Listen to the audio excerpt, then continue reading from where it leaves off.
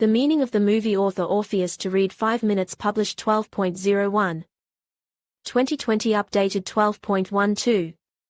2022, The Boy in the Striped Pajamas, is a heartbreaking drama directed by Mark Herman. The movie is based on the story of the friendship between a Jewish boy and the son of a concentration camp commandant, as told in John Boyne's novel of the same name, which became a world bestseller in 2007. War is always a tragedy, but nothing makes the heart squeeze as hard as the presence of children at war. But this is not just another movie about World War II. This is a unique story, in which the author of the book and the creators of the movie were put a special meaning. What is it?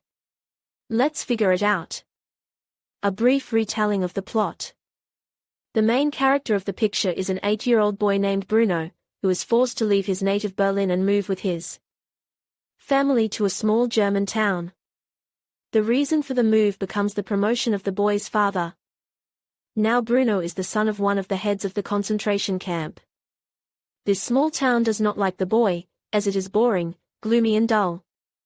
There are not even peers to play in the yard. Soon Bruno finds something strange, a settlement in which all the inhabitants are wearing striped pajamas. Propaganda strongly influenced the citizens of Germany, so Bruno saw quite a few ideological movies.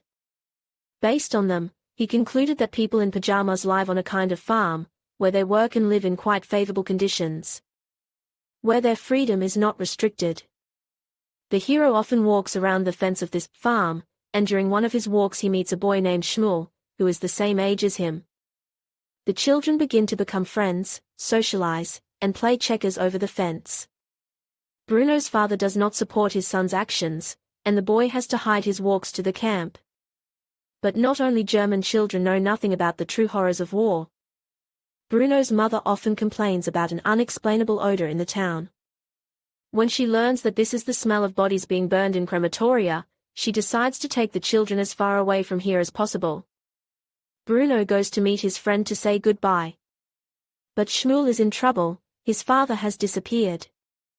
Bruno realizes that he can't leave his friend in this situation. He sneaks behind the fence and changes into his striped pajamas. The boy begins to realize how different his thoughts about the farm and the reality of the situation are. Encouraged by Shmuel, Bruno continues his search for his missing father. When Bruno's parents sound the alarm about their missing son, the latter, along with a friend and other prisoners, dies in the gas chamber. The meaning of the movie. This tragedy is first of all about what a terrible and ruthless thing war is. It spares no one, neither children nor adults, neither military nor civilian. For thousands of years of history people have never learned the main lesson: there is nothing worse than war. But there are things stronger than it.